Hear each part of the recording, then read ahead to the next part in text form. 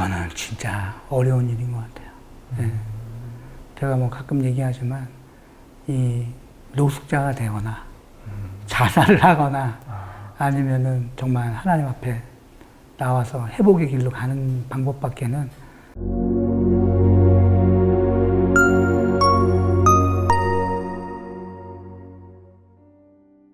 안녕하세요. 베델회복 공동체 김상철 목사입니다. 오늘은 기독교 중독연구소 유성배 소장님을 모셨습니다. 유 소장님은 도박 중독의 전문가이시기도 하지만은 중독 회복 상담학교를 또 올해부터 이제 강의를 하시면서 많은 이들에게 중독의 경각심과 또 회복의 길을 이렇게 인도하고 계신 분이세요.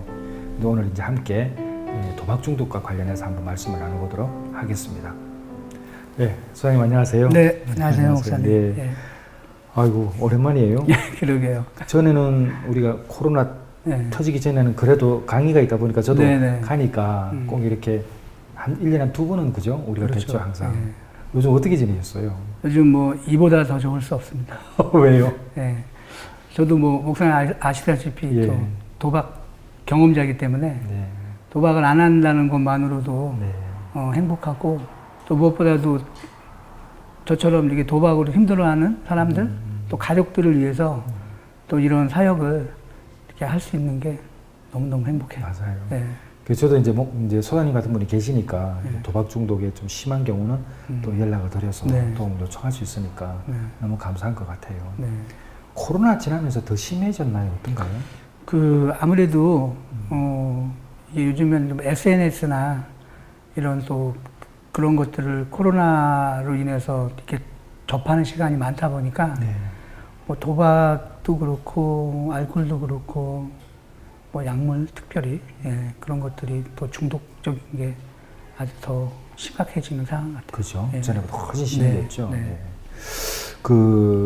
사실은 이제 우리가 뭐 왜 중독되는가, 뭐 중독되면 뭐 어떻게 해야 되나 이런 걸 일단은 넘어서서 그냥 바로 들어가 보면 이제 내가 중독이라고 느껴질 때 있잖아요. 항상 보면은 사람마다 또 다르니까 뭐 이 사람이 뭐 어떤 기준점을 잡아두는 건 의미가 없는 것 같아요.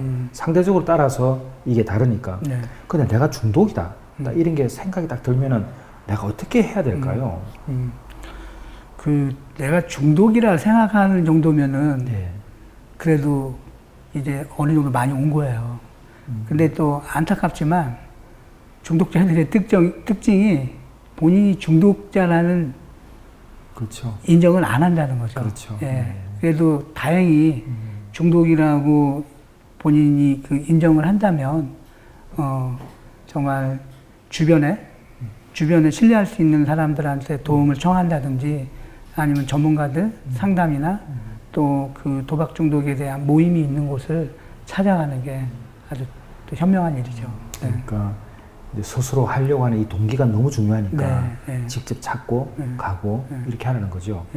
근데 대개 이제 약물 같은 경우는 이제 중독이라고 딱 이야기하면 이미 3년 전부터 해왔다고 이야기를 하잖아요. 보통. 도박도 내가 중독이라고 할 정도가 딱 되면은 이미 심각한 상황으로 온 거죠. 그렇죠. 그 모든 중독이라는 게 이렇게 진행 중일 때는 본인이 중독자라는 인식을 안 하죠. 거의 도박도 약물과 마찬가지로 거의 막바지에 바닥이 됐을 때 그리고 경제적으로 물질적으로 본인이 더 이상 감당을 하지 못할 때 또 이제 가족들한테 발각되거나 또 그런 독촉으로 인한 그런 압박감 때문에 밝힐 수밖에 없는 그런 상황이 되는 거죠. 아마 소장님께서는 많이 경험하셨을 것 같은데 모든 중독이 함께 따라오는 게 거짓말이죠. 그렇죠. 알코올도 마찬가지고. 근데 도박이 제일 심할 것 같은데 그렇지 않나요? 거짓말이라는 게. 아무래도 뭐 도박을 하게 되면 물질적인 게 일단은 물질적인 게 따라오기 때문에 뭐 가끔 그런 얘기 하지만 감기에 걸리면은 그 증상이 기침을 하잖아요. 그렇죠. 근데 도박에 빠지면 증상이 거짓말이에요. 그렇다고 해가지고 감기 걸린 사람한테 왜 기침하냐 이런 얘기 안 하잖아요. 근데 이제 가족들이 그걸 몰라요. 도대체 이해가 안 된다. 말만 하면 거짓말이다. 어떤 사람은 이제 숨 쉬는 것도 거짓말처럼. 맞아요. 근데 저도 거짓말을 많이 해봤지만 나중에 무슨 거짓말을 했는지 몰라요. 본인도? 예, 그것 때문에 발각이 되는 거예요. 아. 예, 예.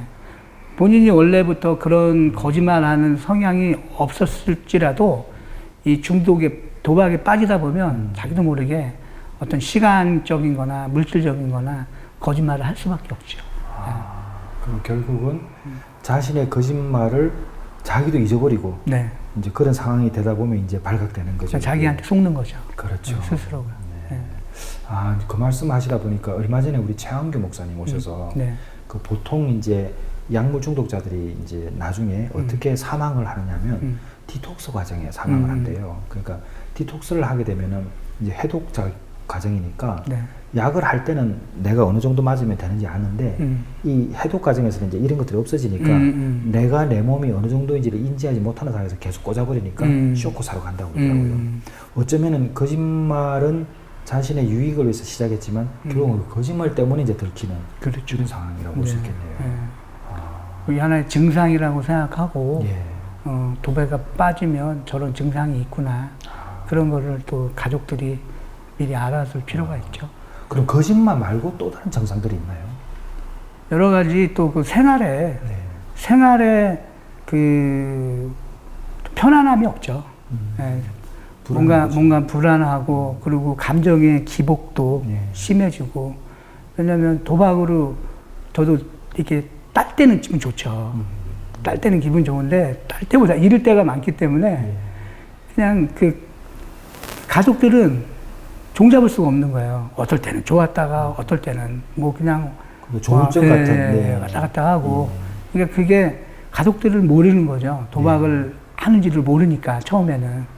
근데 그런 어떤 승패에 따라서 이 감정의 기복이 왔다 갔다 하는 경우도 있어요. 혹시 주식 중독도 오나요? 주식 많죠. 많아요. 네, 주식 많고 그리고 요즘에는 뭐 주식이나 뭐 비트코인, 가상화폐 뭐 요즘 뭐 얼마 전에 뭐 그런 또 가족이 또 이렇게 참사를 당하고 그러니까 주식이나 가상화폐 같은 경우에는 무슨 투자라는 그런 뭐 이렇게 허울 좋은 명목으로 근데 그 속에 어떤 그 내용들은 전부 도박적인 요소가 있기 때문에 도박하고 별 다를 게 없어요. 그렇죠. 어찌 보면은 그러니까 지금 그런 젊은 친구들이 그것도 많이 또 그 매몰되어 있다고 그러더라고요. 그런 상황 가운데. 그래서 저도 그런 이야기를 좀 많이 듣고 하기 때문에 사실 좀 궁금하더라고요. 안타까운 현실이죠. 그렇죠. 이제 이런 경우 있을 수 있잖아요. 내 아들이, 내 남편이 이거 뭔가 도박 중독으로 가는 느낌이 딱 든다. 이제 이럴 때, 이제 예를 들면 이제 거짓말을 자꾸 한다거나 아까 말씀하셨듯이 생활의 어떤 리듬이 완전히 이제 무너져 버리고 또 평소에 하지 않았던 행동을 하고 감정에 이제 업다운이 너무 심하고 막 이런 경우가 생기면은 일단은 가족은 의심이 들잖아요. 그렇죠. 예, 이제 그러면은 어떻게 하는 게 좋을까요? 가족은 일단은 뭐 남편이든 아들이든 그런 상황이 되면 믿고 싶을 거예요. 설마. 설마. 근데 이런 중독적인 요소를, 중독적인 어떤 특징을 모르면은 가족도 속을 수밖에 없어요. 근데 일단, 도박이라는, 중독이라는 그런 어떤 느낌이나 좀 물증이 있으면 첫 번째로는 뭐 전문가의 도움을 받는다든지 그런 어떤 가족의 회복을 위해서, 어떤 도움을 받을 수 있는 곳을 문의를 하는 게 제일 시급하죠. 일단 무조건 문의해야 되겠네요. 뭐 어떻게 할 수 있는 게 없으니까. 그렇죠. 그리고 가족이 알고 있는 지식은 또 한계가 있기 때문에 또 먼저 또 이렇게 회복을 하신 분들 그런 사람들의 이렇게 경험을 통해서 지혜를 얻을 필요가 있죠. 결국은 도움을 받아야 된다는 거죠. 그 도움을 받는다는 거는 어떤 의존한다는 것보다도 겸손하게. 우리는 도박을 절대 이길 수가 없어요. 도박 앞에 우리는 겸손해야 돼. 근데 도박을 이길 수 있는 분은 하나님 한 분밖에 안 계시잖아요. 우리는 하나님하고 한 팀이 돼야죠. 근데 결국은 영혼의 문제네요. 그렇죠. 그렇죠? 모든 중독이 그렇지만. 그럼 소장님, 그러면 이제 이런 도박 중독으로 인해서 가족들이 이럴 수 있잖아요. 그래도 마지막까지 믿어보잖아요. 그리고 하다 하다 안 되니까 완전히 지쳐가지고 이거 어떡하면 좋으냐고 이렇게 오는 분들도 많잖아요. 사실 도박뿐만 아니라 알코올도 그렇고 다 그렇더라고요. 가족들이 처음에는 어떻게 해보려고 노력들을 많이 이래 하더라고요. 이제 아까 말씀하셨듯이 결국은 전문가의 도움을 받으라고 이제 말씀하셨는데 저도 거의 동의하고요. 자, 그러면 이 도박으로 인해서 소장님도 이제 과거에 그런 경험이 있으셨으니까 네. 이 도박 중독이 가정에 미치는 영향력은 어느 정도입니까? 어떻게 됩니까? 일단 도박은 돈이 걸려 있기 때문에요. 일단 가정이 다 파괴가 돼버려요. 경제적인 것들이 다 바닥이 나버리고 또 뭐 육체적인 것뿐만이 아니라 또 가족 안에서 아내든 아이들하고의 그 관계들이 다 바닥이 나버리죠. 예, 그래서 진짜 돈이 없어야지 하는데 저 같은 경우에도 뭐 전세가 월세가 되고 월세가 또 보증금이 다 까먹을 정도로 그렇게 진짜 파탄이 나도 끝날까 말까 한 게 도박인 것 같아요. 네. 예. 근데 그때 결혼하셨을 때죠? 그렇죠. 그럼 사모님이 정말 힘드셨겠어요. 정말 힘들었죠. 그렇죠. 예. 우리 딸아이가 임신했을 때 예. 빵을 먹고 싶은데 중고등학교 애들이 빵을 먹는데 그 빵 먹을 돈이 없어가지고 그러니까 도박할 돈은 있어도 예. 빵 사줄 수 있는 돈은 이제 없는 거죠. 아니 근데 맨날 이제 또 거짓말하고 핑계대고 그렇죠. 그러니까 그 정도로 좀 가족한테는 네. 고통스러운 일인데 도박을 할 때는 가족의 아픔을 이렇게 못 보게 되더라고요. 그렇죠. 그러니까 제가 이제 그 질문 좀 드리려고 하는 건데 뻔히 보이거든요. 네. 내 가족이 고통당하는 거, 내 부모, 내 자식, 내 형제가 보이는데 그게 안 보이는 건가요? 그러니까? 안 보이죠. 전혀 안 보여요. 마비가 돼버리고 오로지 그 도박을 해야 되는 그 돈만 생각하고 예, 완전히 영적인 사이코패스가 되는 거죠. 예. 근데 소장님, 결국은 돈이 필요한 건 왜 필요한 거죠, 그러면? 이제 소장님 같은 경우는 왜 필요하셨어요, 돈이? 도박을 해야 되니까요. 도박 자금. 그러면 이 돈을 해서 내가 우리 가족을 행복하게 해줘 이런 게 아니고? 아니, 그 상상을 하죠, 공상은. 그렇지. 내가 이거를 네. 돈을 맞아가지고 네. 정말 이게 뭐 몇십억이 되고 그러면은 예. 가족한테 어떻게 해주고 예. 또 내가 어떻게 하고 예. 그런 뭐 좋은 상상을 많이 해요. 그건 하는 거죠, 계속? 예. 상상을 하는데 그게 이제 현실로 되는 건 아니죠. 예. 그냥 생각 속에서만 망상 속에서만 그렇죠. 예, 그게 이루어지는 거죠. 그러니까 내가 이런 생각을 가지고 있기 때문에 네. 당신은 날 도와줘야 돼. 네. 이런 거죠, 그러니까. 예, 그걸 이렇게 일종의. 이제 합리화가 그렇죠. 되겠죠. 예. 네. 근데 실제 상황에서는 이루어지는 건 아닌 것 같아요. 그죠. 거의 뭐 상상에 불과한 네. 거죠. 예. 그러니까 영적인 사이코패스라는 말씀은 정말 어떻게 보면 좀 과격해 보이지만 그만큼 고통스럽게 하니까 볼 수가 그렇게 없어요. 보시는 거죠. 예. 예. 그렇군요. 예. 그러면 이제 스스로 인지를 못하는 사람이 있을 것이고 네. 어느 순간에 딱 되면은 이제 모든 게 끝났구나 할 지점이 있잖아요. 네. 그런 경우는 언젠가요? 그거는 진짜 어려운 일인 것 같아요. 예. 제가 뭐 가끔 얘기하지만 이 노숙자가 되거나 자살을 하거나 아니면은 정말 하나님 앞에 나와서 회복의 길로 가는 방법밖에는 그렇군요. 그러니까 우리 인간적인 힘으로는 인간적인 방법으로는 돈이 있다고 끊어지는 것도 아니고 명예가 있어서 끊어지는 것도 아니고 또 지식이 많다고 끊어지는 것도 아닌 것 같아요. 근데 제가 이제 갑자기 한 가지 궁금해지는 게 있는데요. 네. 처음에 도박에 손을 댈 때는 단순히 돈 좀 더 벌어보겠다는 거죠. 도박 같은 경우에는 예. 쉽게 돈을 벌려고 하는 예, 그런 심보가 있는 것 같아요. 예, 물론 뭐 여러 가지 이유가 있겠지만 저 같은 경우에는 2006년도인가 저희 이제 어머니가 돌아가시고 그 무렵이었는데 제가 또 공교롭게도 2006년도에는 또 신학교를 가게 됐어요. 예. 예, 근데 또 2006년도에 아시다시피 올해도 이제 월드컵이 열리잖아요. 그때 월드컵이 열리는 해였어요. 예. 근데 저도 이제 평소에 축구를 좋아하고 또 이제 스포츠 좋아하니까 스포츠를 보면서 재미도 있으면서 그거를 갖고 돈을 걸어서 그걸로 이제 좀 이익이 생긴다면, 그게 일이 된다면, 그 당시 생각으로는 너무 재밌을 것 같더라고요. 그래서 처음에는 이제 모르니까 뭐 1,000원, 2,000원 이렇게 하게 됐는데, 중독의 특성이 내성이 있어서 점점 금액이 늘어나야지 이게 흥미가 있고 재미가 있는 거예요. 그러다 보니까 계속 늘어나는 거죠. 그렇군요. 그 당시 뭐 스포츠 토토 뭐 이런 거죠. 그러니까 뭐 그런 거죠. 네. 이야, 참. 지금 그 도박의 종류는 어떤 게 있습니까? 최근에 이제 보면. 이게 좀 아이러니한 게 도박이라고 하면은 좋은 게 아니잖아요. 그렇죠. 예, 좋은 게 아닌데, 물론 술도 마찬가지고, 예. 뭐 어떤 사람들은 순기능도 있다고 하는데, 그 도박의 종류가 이제 합법이 있고 불법이 있는 거예요. 예? 네. 저는 이제 뭐 어쨌든 합법은 했는데, 이 국가에서 이 도박을 운영하는 게 있어요.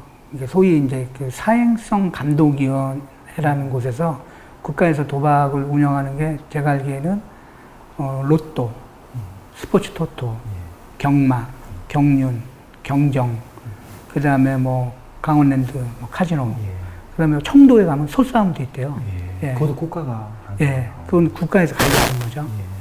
그래서 이제 국가에서 관리하는 또 명목이 이제 불법으로 하는 사람들이 너무 많으니까, 불법으로 하는 사람들은 그 시장 규모가 너무 크니까 국가에서 이렇게 그 관리를 한다고 하는데, 도박에 뭐 불법이 어디 있고 합법이 어디 있겠어요. 도박은 도박이죠. 그리고 뭐 개인적으로는 뭐 포카, 하투, 그리고 뭐 불법, 요즘에 청소년들 같은 경우에는 불법 그 도박 사이트에서는 뭐 홀짝 게임이라든지 사다리 게임이라든지 이런 것들이 그냥 30초에 한 번씩 계속적으로 빨라지네요. 네? 순식간에 결정이 나요. 네네, 그렇죠. 그리고 또 이제 스포츠 토토 같은 경우에는 뭐 저녁에는 국내 게임, 또 저녁 저녁 늦게는 이제 그 유럽 프리미어리그, 그 다음날 새벽이나 아침 되면은 미국의 뭐 농구, 뭐 야구 이런 것들이 계속 돌아가니까 저도 그렇지만 요즘 뭐 청소년들이나 이런 젊은 친구들이 스포츠 토토 하는 사람들은 잠을 못 잔다. 24시간 돌아가니까. 예. 우리나라뿐만 아니라 전 세계가 하니까. 그렇죠. 예. 근데 이제 스포츠를 하게 되면 또 그걸 연구를 해야 돼요. 그냥 하는 게 아니라 뭐 연구를 해야 돼가지고 뭐 전적에 따라서 다르고, 그 다음에 뭐 홈 경기, 어웨이, 그 다음에 여러 가지 선수들 뭐 이런 것들 아주 연구 많이 해야 됩니다. 도박이 또 이렇게 쉬운 건 아닌 것 같아요. 예. 그 한 가지 궁금한 게 조금 전 말씀하셨던 그 종류들 알겠는데 아마 유튜브 보시는 분들도 모를 수 있겠는데 경정이라는 것은 뭘 말하는 거죠? 경정은 이제 그 배 있잖아, 배. 그런 그 미사리에, 미사리에 그런 이걸로 또 뭐 사이클 경륜 있고, 그런 걸로 이제 또 하천에 경마장 있고 그러는데, 그런 걸 또 말하는 거군요. 저는 경정을 안 해봤는데 그런 것들이 요일별로 다 있기 때문에. 그러니까 합법 파텐 불량품이네요. 그렇죠. 도박이죠. 쉽게 말해서 먹으면 다 달라는 거. 그렇죠. 뭐 그런 것들을 조절할 수 있으면 뭐가 문제겠어요. 그런 레저라는 이름으로. 맞아요. 그 아무래도 소장님이 이제 도박 중독 쪽에 이제 그 전문가이시다 보니까 이제 많은 사례가 있을 것 같은데 정말 가장 나쁘게 된 사례는 어떤 거고, 또 가장 그래도 좋은 사례는 어떤 거였는지, 또 그렇게 왜 좋아질 수밖에 없었는지 한번 듣고 싶습니다. 그 목사님도 이제 매번 2005년도부터 2015년도죠. 그때부터 중독 회복 상담 학교를 매년 2번씩 해서 코로나 이전에 이제 10기까지 이렇게 진행을 했었는데, 10기를 하면서 또 기억에 남는 그 도박 가족 중에는 그 남편이 도박인데 강의를 듣다 보니까 너무 중요한 거예요. 이 내용들이. 그래서 그 시어머니를 모시고 온 거예요. 시어머니를 모시고 와서 같이 중독 회복 상담 학교를 이렇게 수강을 하고 했었는데, 뭐 시간이 좀 지나서 어느 날 그 남편이 오랫동안 도박을 했었는데 저를 한번 만나보고 싶다 그래가지고 와서 같이 또 이야기를 하면서 지금은 당사자는 그 강의를 안 들었는데 부인이 듣고 어머니가 듣다 보니까 남편까지 영향이 그 이렇게 미치게 돼가지고 아주 그 친구 이름이 그 또 별칭도 단도박이라고 정했어요. 지금 한 3년 이상 도박을 끊고 착실하게 본인의 그 일을 하면서 또 가장으로서 남편으로서 그렇게 지금 계속적으로 모임을 같이 갖고 있고 연락을 하고 있고 그런 가정을 봤을 때 정말 중도회복상담학교가 그만큼 또 의미 있고 중요하고 또 보람을 느끼는 거죠. 그럼 이제 같이 한 거네요. 네네. 남편이 문제가 있으니까 네. 시어머님과 네. 이제 그 부인이 네. 같이 해서 강의를 듣고 남편을 이제 이렇게 그 남편도 듣고 남편은 안 들었는데 근데 가족이 어떤 역할을 해야 되는지를 먼저 알게 된 거죠. 그렇군요. 예. 그럼 이제 일종의 가이드 역할을 한 거네. 네. 바로 갈 수 있도록. 예. 그래서 이제 이분이 바뀌었던 케이스군요. 네. 그럼 좀 안 좋은 케이스는 있을까요? 똑같이 강의를 들었는데 네. 어떤 권사님인데 네. 그 아들이 도박이에요. 아들이 도박인데 이제 한동안은 같이 모임을 하다가 한동안 모임을 하다가 이제 그 이제 모임을 중간에 이제 계속 이어지지는 못했는데 얼마 전에 제가 저기 연락을 했어요. 연락을 했더니 아들은 여전히 도박을 하고 있고 금액은 더 커지고 그런 사례도 있고요. 그리고 또 같이 이렇게 그 또 강의를 듣고 그 아들도 도박이었었는데 강의를 이제 엄마가 얘기해서 마지못해 들었는데 한 1년 전인가 일을 하고 있는데 그 직장에서 그 한 12억이라는 돈을 횡령을 한 거예요. 물건을 횡령을 해가지고 지금은 이제 교도소에 가 있고 그런 친구도 있고 그리고 이제 도박을 하다 보면은 이제 계속 대출이나 뭐 사채나 이런 거 쓰고 또 안 되면은 뭐 중고 사이트에서 사기, 그 다음에 횡령, 여러 가지 또 이렇게 범죄로 이어지는 게 도박의 특징인 것 같아요. 결국은 범죄로 연결되네요. 그죠? 가족은 뭐 계속 뭐 협박당하고 공갈로 고통당하고. 예를 들면 사채면 그죠? 가족이 또 당하잖아요. 뭐 어제 연락 온 거는 이제 도박 때문에 이제 도박빚 뭐 부모들 얼마나 고통스러워요.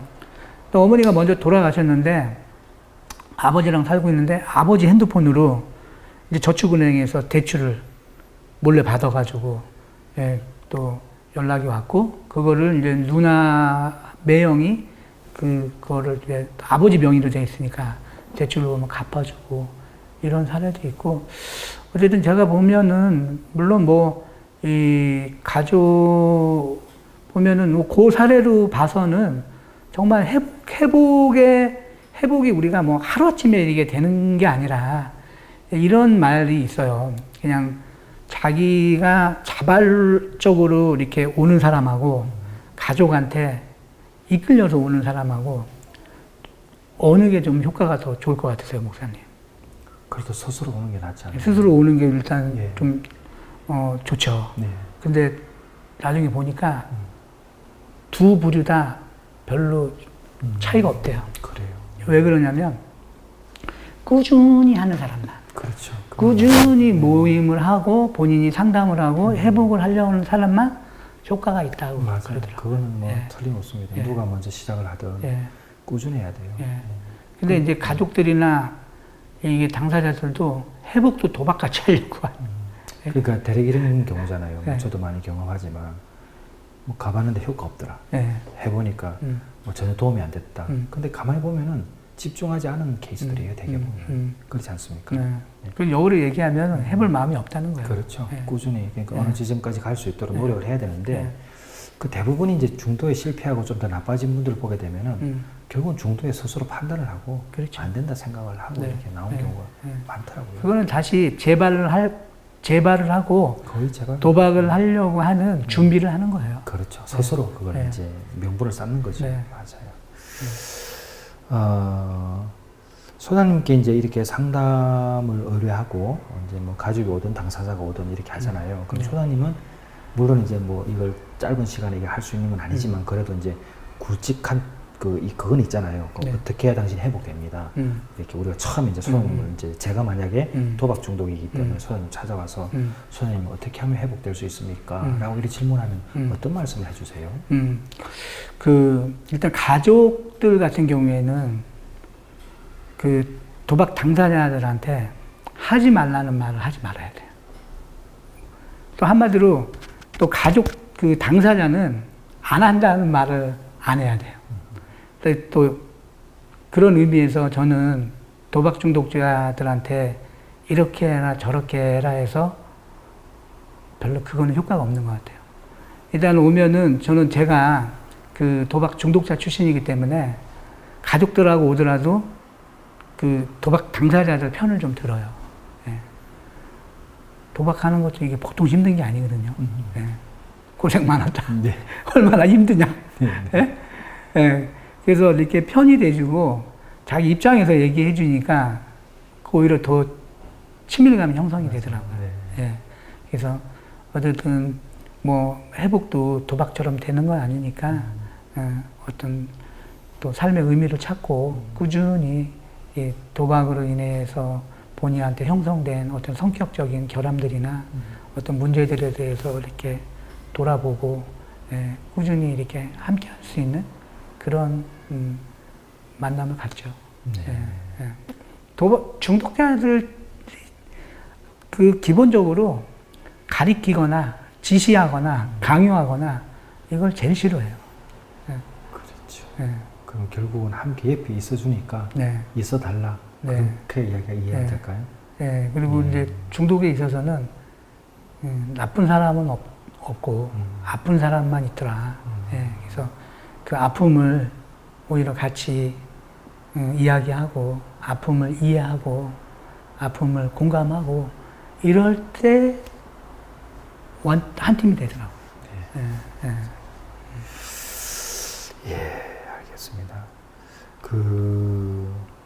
지금 중독회복 상담학교 네. 지금 오랜만에 그죠? 네. 했는데 소장님께서 이 학교 과정을 하시게 되는 가장 큰 이유는 무엇인가요?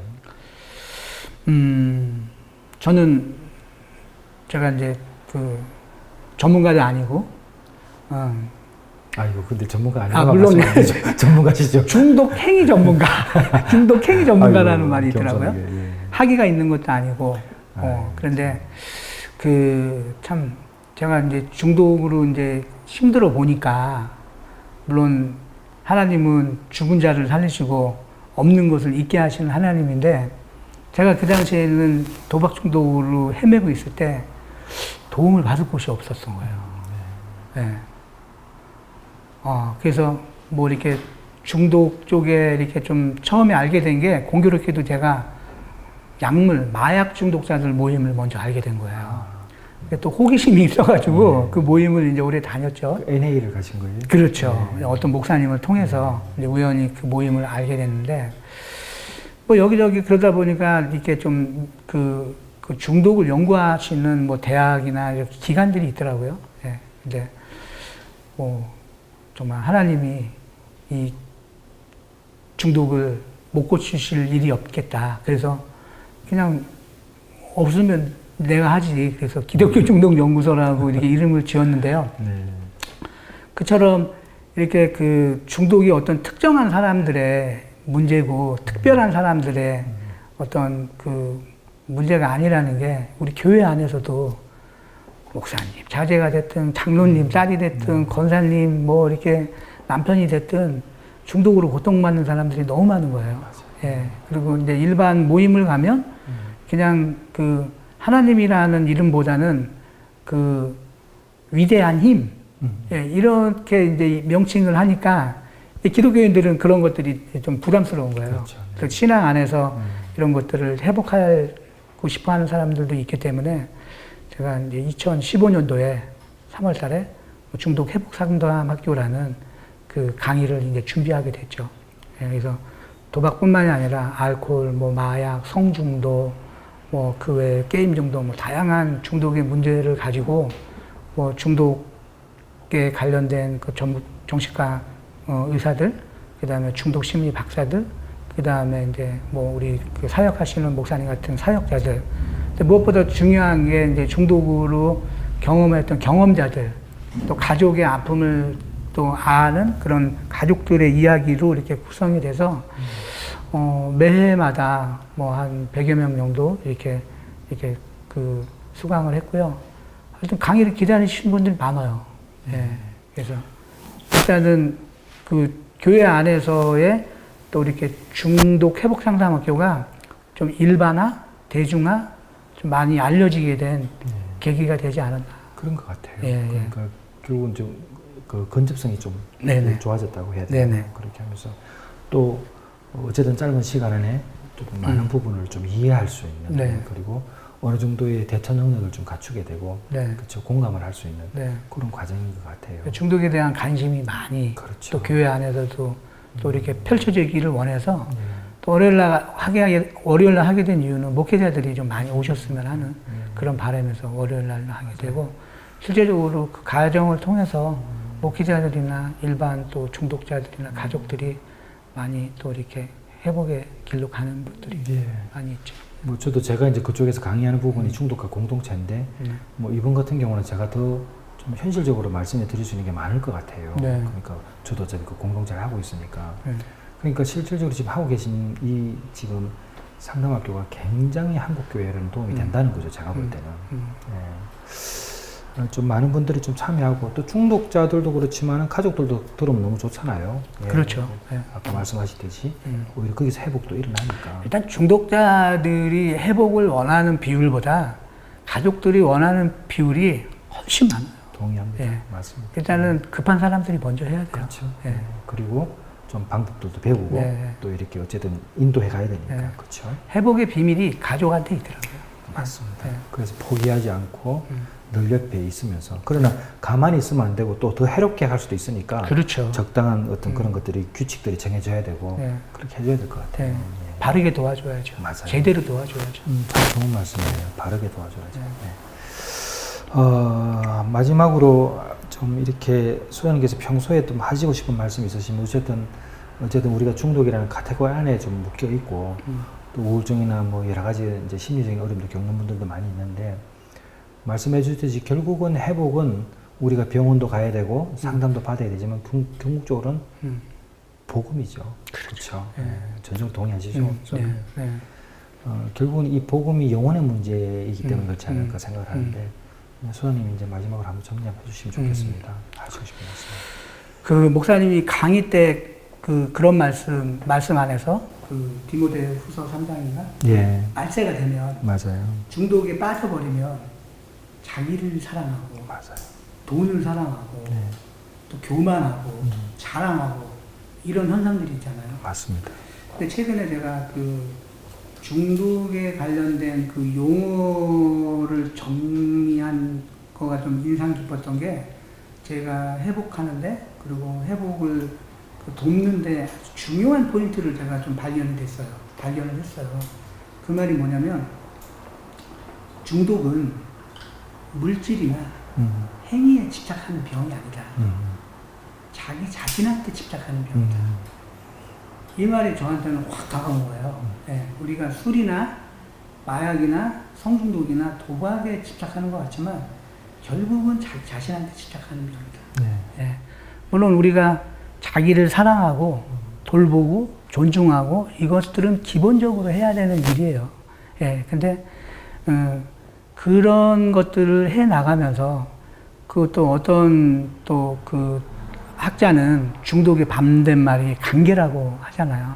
중독에 빠져버리면 또 그 관계가 안 되면 또 단절되고 소외되면 또 그 중독에 빠질 수밖에 없고, 예. 그 말을 좀 달리 얘기하면 우리가 그 자기 자신한테 집착하는 사람은 관계를 할 때 상대가 안 보여요. 그러니까 제가 중독에 빠지면 가족의 아픔을 못 봤던 것처럼 이 대화를 할 때도 내 얘기, 내 생각, 내 기분, 내 욕구 이런 것만 얘기를 하는 거예요. 예. 그러니까 이제 중독은 그러니까 나만 보이는 게 맞아요. 네. 근데 이제 복음이 왜 중요하냐면 복음의 기독교 윤리학에서 말하는 게 뭐냐면 그리스도인의 타자성이거든요. 그러니까 예수를 바로 믿으면 나는 안 보여요. 그렇죠. 다른 사람이 보여요. 그 예수님의 사랑이고 희생의 사랑이잖아요. 저도 이제 그렇게 많이 가르치는데, 그러니까 지금 소장님 말씀에 저도 전적으로 동의하는 게 뭐냐면 나만 보이기 때문에, 그러니까 이 자기 사랑이라는 게 나중에 내가 너무나 어려울 때는 자존감이 너무 낮으니까 나를 사랑하는 게 맞아요. 그러나 출발은 오히려 그 자기 사랑 때문에 사실은 중독으로 빠지는 거죠. 이기적인 거죠. 그게 그러니까 이 얘기죠. 진실로 우리가 놓지 못하는 거는 자아이다. 맞아요. 그러나 자아를 장사 지내지 않는 한 만남을 이루어지지 않는다. 맞습니다. 그래서 우리가 관계 가운데에서는 제일 쓸데없는 말이 나라는 말이고 가장 소중한 말이 너라는 말이다. 우리가 공동체 생활을 하거나 관계를 하거나 또 우리가 사회생활을 할 때 다른 사람이 보이고 다른 사람의 마음이 보이고 다른 사람의 성격이 보이고 그게 보여야 되는데 중독에 빠져버리니까 그게 안 보이는 거예요. 예, 그래서 저는 이제 올해로 한 10년 정도 제가 회복을 하는 과정에서 또 어떤 공동체를 이루고 또 사람들을 돕는 입장에서 이런 그 훈련을 중점적으로 하고 있는 거죠. 보니까 이게 좀 행동이 바뀌어야 되는데 보니까 삶이 바뀌려고 하면은 마음이 바뀌어야 되더라고요. 그렇죠. 마음이 바뀌려고 하면은 행동이 바뀌어야 되는데 그 행동은 언어 행동이 바뀌어야 되겠더라고요. 그래서 말을 바꾸는 훈련, 제가 또 감사하게도 그 소통을 하고 대화하는 훈련을 회복을 하면서 계속적으로 해왔기 때문에 결국은 가족들이나 당사자들 간에 또 탓하고 또 서로가 이렇게 대화가 안 되고 단절되고 이런 것들이 반복되기 때문에 저는 좀 실질적으로 이제 소통을 하는 훈련을 좀 본격적으로 하는 거죠. 참 너무 귀한 것 같아요. 오늘 소장님하고 이제 말씀을 나눠보니까 결국은 가족이 좀 도와줘야 된다. 또 가족이 아닌 또 친구들이나 그저 주변에서 도와주고 또 중독되신 분들은 그 도움을 터부시하면 절대 안 된다. 예, 도와줄 사람이 있는 거는 그리고 바른 도움을 줘야 되고 그렇죠. 이런 것들이 이제 필요한 것 같고 결국은 이제 자기 자신을 위한 자기 사랑이 필요하지만 그러나 초기 중독이 될 때는 다른 게 보이지 않는 너무나 이기적인 그런 습관 때문에 이제 문제가 되니까 그런 것 같아요. 하여튼 오늘 너무 소장님 감사합니다. 이 짧은 시간이지만 아마 도움이 많이 됐을 것 같아요. 여러분들이 이 도박 중독과 관련해서는 우리 유성필 소장님을 한번 찾아뵙게 되면 많은 도움을 받지 않을까 이런 생각을 한번 해봅니다. 제가 늘 말씀드리지만은 보통 문제가 생기면 우리는 문제를 풀어야 돼요. 예를 들면 이제 도박 중독이라고 그러면 이 도박 문제를 이제 풀어야 되거든요. 근데 이제 도박을 내가 잠시 안 한다고 해서 문제가 풀린 게 절대 아닙니다. 그러니까 문제를 풀었다는 이야기는 주어진 문제를 푼 게 아니라 이 문제를 야기한 그 곤란의 상황이 있어요. 그러니까 문제를 풀었다. 내가 한두 달 도박을 안 했다. 그 말은 도박을 끊었다는 게 아니에요. 다시 문제를 야기했던 이 상황으로 이제 다시 돌아간 거예요. 궁극적으로는 이 문제가 해결돼야지 다시 문제가 발생하지 않는 겁니다. 그래서 중독의 문제, 이 도박 문제뿐만 아니라 모든 중독의 문제는 또 우울증이나 공황장애, 불안 심리 이런 모든 것들은 원인이 있어요. 이 원인은 바로 영혼의 문제입니다. 그래서 꼭 병원 가셔야 됩니다. 요즘은 정신과 간다 해서 뭐 이렇게 아니에요. 옛날에야 그랬죠. 근데 지금은 일반인들도 많이 갑니다. 부끄럽지 않은 거니까 꼭 병원에 가서 진단도 받으시고 두 번째 상담 꼭 받으셔야 돼요. 배달 회복 공동체가 무료 상담을 하지만 저희가 좀 더 전문가적인 게 필요할 때는 저희가 이렇게 연결을 해드립니다. 그래서 상담도 꼭 받으시고 그 다음에 복음입니다. 예수님을 바로 알아야지 꼭 완전한 이 곤란의 상황이 해결된다. 이것을 꼭 기억해 주시면 좋겠습니다. 오늘 소장님 너무 감사합니다. 네, 불러주셔서 고맙습니다. 또 뵙겠습니다. 네, 감사합니다.